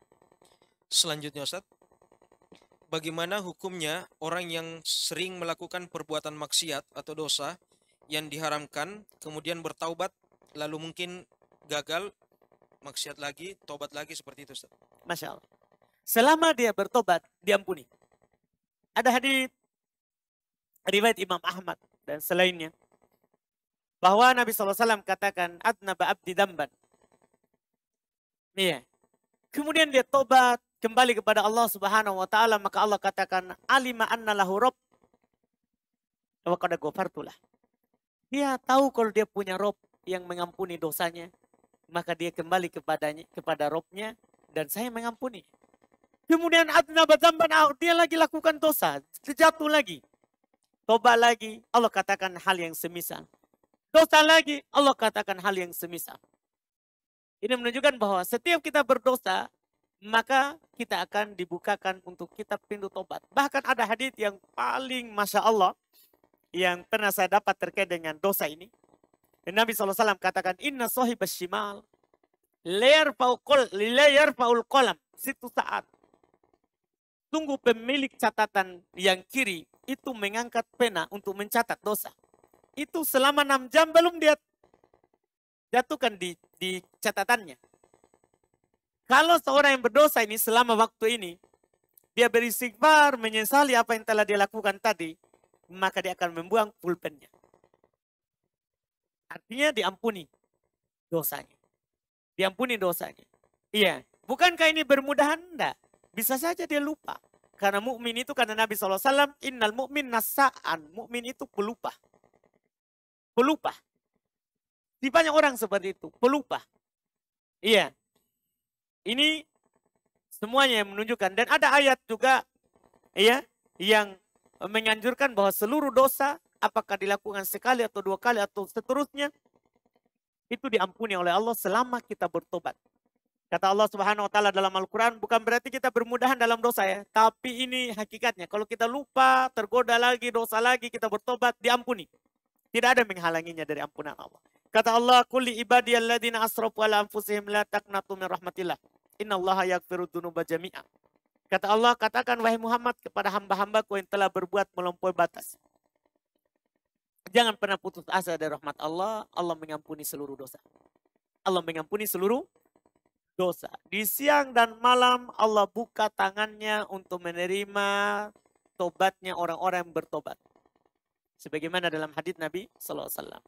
Jadi diampuni. Walaupun kita tetap ingatkan, jangan juga bermudahan. Jangan juga bermudahan. Wallahualam. Ya, selanjutnya Ustaz. Apakah ada dalil membaca suatu surah khusus dalam Al-Quran ketika sholat duhur atau sholat asar, tepatnya di rakaat pertama dan kedua? Baik, ada banyak dalil. Banyak dalil. Bisa kita baca sifat sholat Nabi SAW, Syekh Albani belum banyak bawakan. Yang Nabi baca di sholat duhur, yang Nabi baca di sholat asar, yang Nabi baca bahkan di sholat maghrib. Misal dinukil oleh Jubair bin Mut'im, Nabi SAW baca di sholat maghrib, at-tur. Ya, ada surat-surat khususnya. Ada surat-surat khususnya. Banyak penukilan dalam masalah ini. Kami, kalau saya pribadi, bahas di buku yang anak tulis, sifat sholat Nabi SAW. Anak rinci, bacaan Nabi di duhur, di asar, di maghrib, di isya, di subuh. Semuanya ada bacaan Nabi SAW. Walaupun secara umum, kebanyakan bacaan Nabi SAW itu tidak keluar dari surah-surah mufassal. Surah mufassal itu mulai dari Qaf, ada juga mengatakan mulai dari Hujurat, sampai An-Nas. Sampai An-Nas, walhalam. Terakhir Ustaz, apa hukumnya membayarkan tagihan BPJS orang tua? Tagihan BPJS orang tua, tidak apa-apa kalau iya BPJS yang berbayar, ya tidak apa-apa. Termasuk membantu orang tua dalam hal tersebut. Tidak ada masalah. Tidak ada masalah. Wallahualam. Selesai? Kemudian berikutnya kita selesaikan. Kayaknya masih lama perjuangan, tidak apa-apa. Iya. Hari ini juga alhamdulillah anak libur di ngajar di pondok. Jadi bisa sampai jam 12 malam. Tidak juga. Jangan takut. Kemudian pertanyaan berikutnya. Apa ada perbedaan bunyi atau bacaan tahiyat awal dengan tahiyat akhir? Bunyi seperti apa? Ini seperti tadi. Bedanya adalah di masalah sholawat dan doa. Itu saja bedanya. Adapun bunyinya, kalau tasyahud awalnya sama dengan bunyi tasyahud akhir dalam hal awalnya.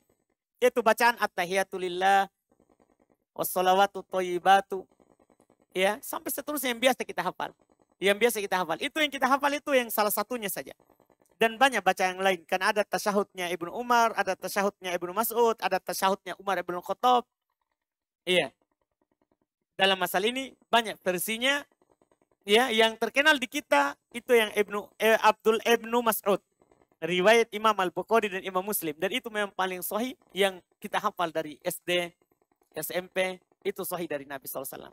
Yang bedanya adalah di tasyahud akhir. Tasyahud akhir kita ada sunnah sholawat. Ada sunnah menambah, meminta perlindungan dari 4 perkara. Kemudian ada sunnah doa lagi setelahnya. Bagi yang masih ada waktunya sebelum salam. Itu saja bedanya.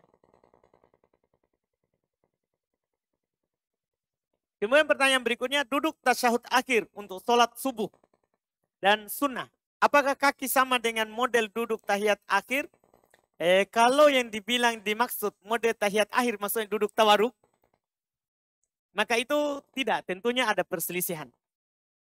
Kalau dalam mazhab Syafi'iyah, iya. Setiap tasyahud akhir, apakah 1 kali atau 2 kali tasyahud, semuanya duduk tawaruk. Cuma pendapat yang benarnya dirinci. Kalau ada 2 tasyahud, maka tasyahud awal iftirash, tasyahud akhir tawaruk. Kalau cuma 1 kali tasyahudnya, maka sunnahnya duduk iftirash, bukan tawaruk. Bukan tawaruk. Itu sunnahnya dan itu pendapat yang kuat karena dalil dari orang Syafi'iyah. Mereka berdalil dengan hadits Abu Humaid As-Sa'idi. Dia menceritakan solat yang punya 2 tasyahud. Dia menceritakan solat yang punya 2 tasyahud. Wallahualam.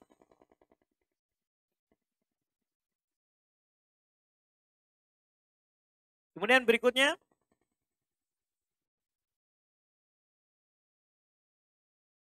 Apa hukumnya mengantongi mushaf kecil dalam kantong celana? Kantong celana. Kalau kita tidak duduki, tidak ada bentuk penghinaan, kita taruh di situ supaya terjaga saja untuk memuliakannya, tidak ada masalah. Cuman kalau akan membuat masuk dalam hal-hal yang menggambarkan itu menghinakan, tidak boleh. Jangan. Karena itu kalamullah, sifat Allah Subhanahu wa Ta'ala yang harus kita muliakan. Yang harus kita muliakan. Wallahualam.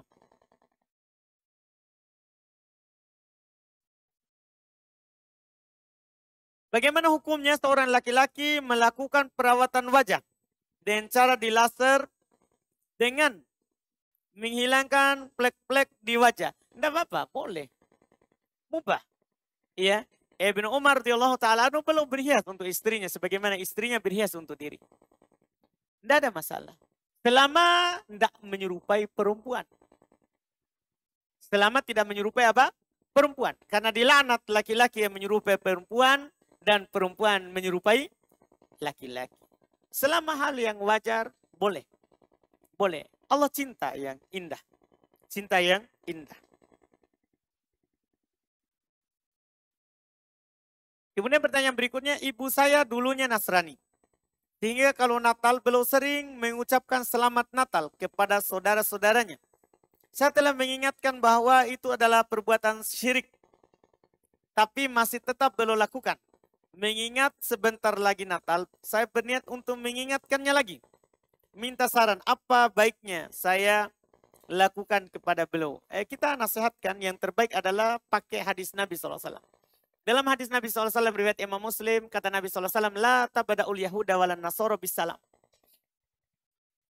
Jangan memulai mengucapkan keselamatan, mengucapkan ucapan selamat kepada orang Yahudi dan orang Nasoro. Kalau dia memulai ucapkan selamat kepada kita, jawab wa'alaikum. Baru dijawab. Jangan dimulai. Itu saja. Kita nasihati, Nabi kita bilang kalau kita sebagai umat Islam, jangan memulai mengucapkan selamat kepada orang Yahudi ataupun orang Nasoro. Kalau mereka mengucapkan selamat kepada kalian, bilang juga atas kalian juga. Atas kalian juga. Itu saja. Iya, jangan tambah-tambah lagi yang lain. Jangan tambah-tambah lagi yang lain. Itu nasihat terbaik dari riwayat dari Nabi kita Muhammad sallallahu alaihi wasallam. Kemudian pertanyaan berikutnya, ini ada pertanyaan. Mohon nasihatnya untuk istri dan akhwat yang masih bermudahan dengan hijab dan tabarut. Di mana saat dinasihati akan mendatangkan pertengkaran. Bagaimana sikap suami dan saudara dalam perkara ini? Kalau kita suami, kita wajib menasehatinya tapi dengan halus, dengan baik. Jangan biarkan dia berada dalam kemungkaran. Kita nasihati. Dan kalau akan mendatangkan pertengkaran gara-gara masalah itu, walaupun itu kita katakan salah. Kenapa kita katakan salah? Karena seharusnya istri bahagia. Masalah dia tidak mampu melakukannya, dia masih kadang jatuh dalam kesalahan, itu adalah urusannya. Tapi kalau ada menasehatinya seharusnya dia bahagia, apalagi ini suaminya. Ya, karena siapa yang menasehatinya maka dia mencintainya. Tanda orang itu senang kepadanya. Apalagi itu adalah suami. Para ulama kita sering mewasiatkan man nasohak faqad ahabbak. Siapa yang menasehatimu maka itu tandanya dia mencintaimu. Itu persangkaan baik langsung. Kalau ada orang mengingatkan kita, wah ini kamu salah. Bilang jazakallahu khairan. Itu ciri dia menyukai kita. Senang kalau kita tidak jatuh dalam kesalahan. Iya, kita senang dulu. Masalah kita tetap lakukan atau tidak itu kan urusan kita dengan Allah. Ini nasihati, ini nasihat. Kita terima. Kita terima. Apalagi ini istri dari suaminya.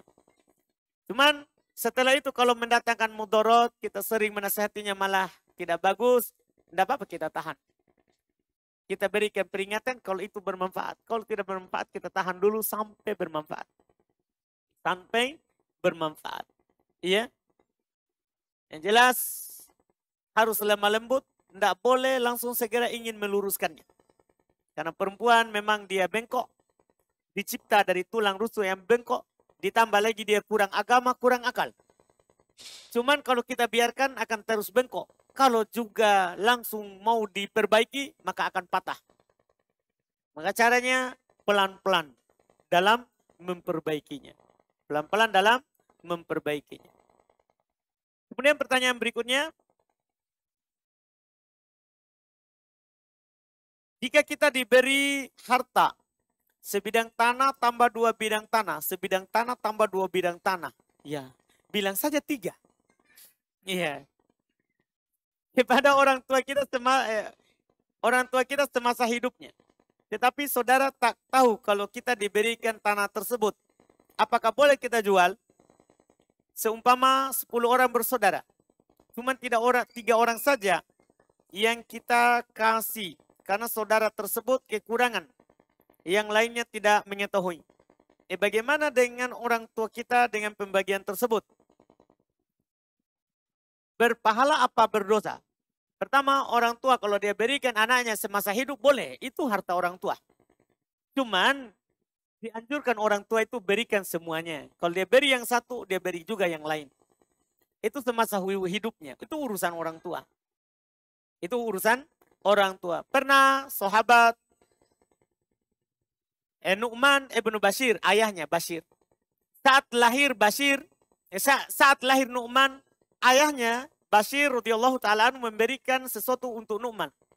Cuman istrinya Nu'man bilang, tidak mau saya terima sampai kamu mempersaksikan Rasulullah. Maka Bashir pun ke Rasulullah. Rasulullah bilang, bertanya kepadanya, apakah kamu berikan juga anakmu yang lain seperti itu? Katanya enggak. Maka saya, kata Nabi, tidak mau mempersaksikan atas hal itu. Artinya kalau satu orang anak diberi, berikan juga yang lain.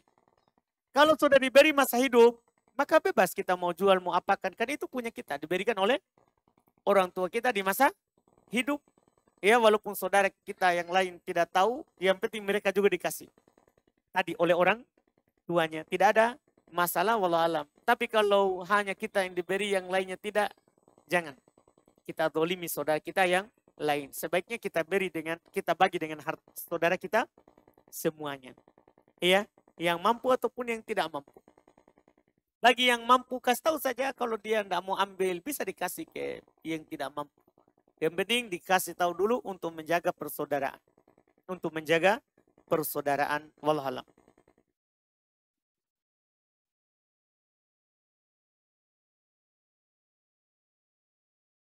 Kemudian berikutnya, jika kita sementara junub, apakah boleh memotong kuku atau memotong rambut, kemudian baru mandi wajib? Ataukah mandi wajib dulu kemudian mencukur atau memotong kuku?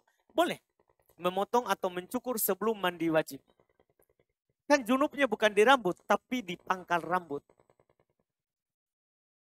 Junubnya itu, kalau kita mandi, wajib seluruh yang ada di pangkal rambut basah. Tidak ada kaitannya dengan yang mati. Maksudnya yang mati itu yang kalau dipotong tidak sakit. Rambut, kuku, tidak ada. Iya, tidak ada. Wallahu a'lam. Ada hadis yang dinukil, tahta kulli sya'ratin janabah. Di bawah setiap rambut itu junub. Kan dibilang di bawah, bukan rambut. Bukan apa? Rambut. Boleh, wallahu a'lam. Apakah ada tata cara mandi sunnah? Dan apakah mandi sunnah berlaku untuk perempuan? Tata cara mandi sunnah. Maksudnya apa itu? Mungkin tata cara mandi yang sesuai sunnah ya, begitu ya? Kalau tata cara mandi yang sesuai sunnah, kita bilang ada 3 dinukil dari Nabi. Hadits Aisyah, riwayat Bukhari Muslim. Hadits Maimunah, riwayat Bukhari Muslim. Ada juga hadits Ummu Salamah, riwayat Muslim. Hadits Aisyah dengan wudhu sempurna, kemudian mandi. Hadits Maimunah dengan wudhu tanpa kepala dan tanpa siram kaki. Yaitu pas giliran kepala langsung siram kepala. Kemudian selesai mandi siram kaki. Itu hadis Maimunah. Kalau hadis Ummu Salamah langsung siram. Langsung siram tanpa wudhu. Langsung siram tanpa wudhu. Itu semuanya mandi sunnah. Ada mandi sempurna, ada mandi cukup. Dan itu berlaku juga untuk perempuan. Itu berlaku untuk perempuan. Karena asal syariat itu umum untuk laki-laki dan perempuan. Umum untuk laki-laki dan perempuan. Kemudian pertanyaan berikutnya. Bagaimana hukum membeli produk MLM? Anda pernah dengar bahwa dengan membeli produk MLM sama saja tolong-menolong dalam bermaksiat meski tidak ikut menjual. Fatwanya Ustadz, produk-produk rata-rata bermanfaat. Faktanya Ustadz, produk-produk MLM rata-rata bermanfaat dan kualitasnya bagus. Iya. Wallahu alam kalau ada yang mengatakan haram membelinya. Selama barangnya mubah, asalnya halal. Yang haramkan kan prakteknya.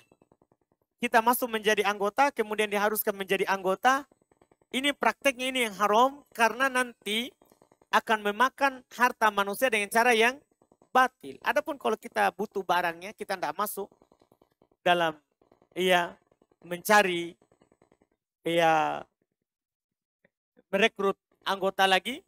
Wallahualam kalau itu difatwakan tidak boleh. Wallahualam. Karena memang prakteknya ini, cara seperti ini banyak ulama sudah memfatwakan haram praktek jual beli yang seperti itu. Cuman kalau kita beli barangnya haram atau tidak, wallahualam. Karena asalnya mubah, selama barang itu mubah dan halal untuk kita pakai.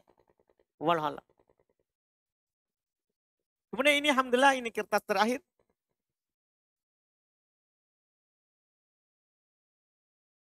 Ini ada pertanyaan, apa Ustadz jika terdapat 2 dalil sahih terhadap 2 kaifiat pada amalan yang sama, apakah kita harus memilih dan meyakini serta mengamalkan satu dalil atau boleh melakukan bergantian?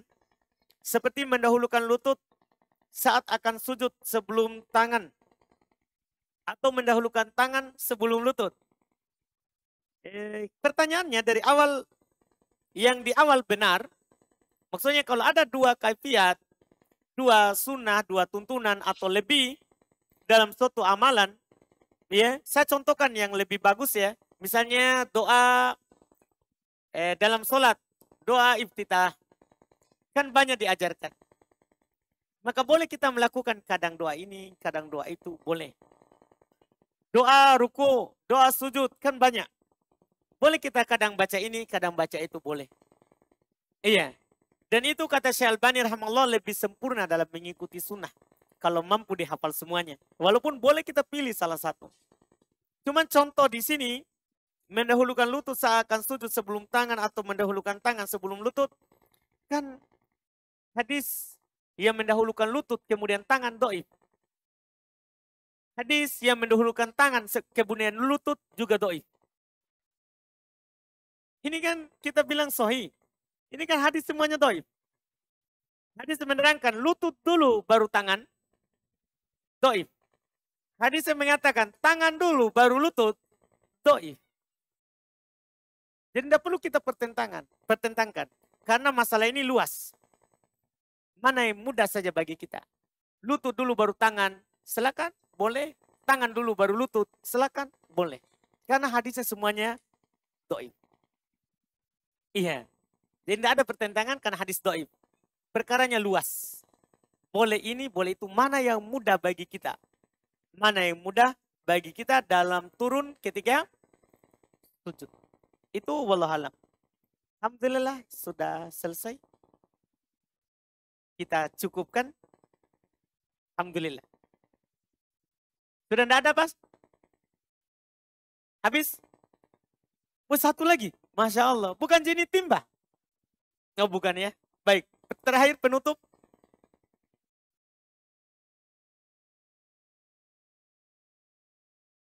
Bismillah, pertanyaan saya mengenai masalah seputar wudhu, Ustaz. Kalau kita mengikuti kajian yang tiap malam Selasa itu di pertemuan ke-10, entah tahu saya lupa pertemuan keberapa masalah wudhu. Kalau kita melihat kayak saya umur ini, belajar wudhu itu kan dari TK atau SD. Apa peranan kita untuk merubah kurikulum pendidikan tentang wudhu yang benar sesuai sunnah Nabi? Terima kasih. Iya, Masya Allah. Kalau mampu, Pak, kita Menteri Pendidikan, alhamdulillah itu bagus. Itu yang terbaik. Tapi kalau tidak mampu, maka kita di sekolah kita bisa. Karena pemerintah memberikan keluasan. Kalau kita tidak mampu memperbaiki orang lain, di sekolah kita. Iya, seperti misalnya kita di As-Sunnah. Kan fikirnya kita buat. Iya, kita tidak ikut yang tersebar, kecuali buku umum. Buku umum kan memang pakai buku dari sana. Buku umum. Adapun buku agamanya kan kita buat sendiri. Kita buat sendiri. Nah, kalau kita bisa mengubah semuanya, alhamdulillah bagus itu. Bagus. Supaya ada tuntunannya di atas dalil yang sahih. Di atas dalil, semuanya dalil yang sahih. Iya. Kalau mampu. Kalau tidak mampu, kita tidak dibebani dengan apa yang kita tidak mampu. Lakukan saja yang kita mampu. Lakukan saja yang kita mampu. Dan kita tidak dapat dosa dalam hal tersebut. Alhamdulillah. Iya. Baik, kita cukupkan. Subhanallah hamdik. Asyhadu an la ilaha illa anta astaghfiruka wa atubu ilaik. Assalamualaikum warahmatullahi wabarakatuh.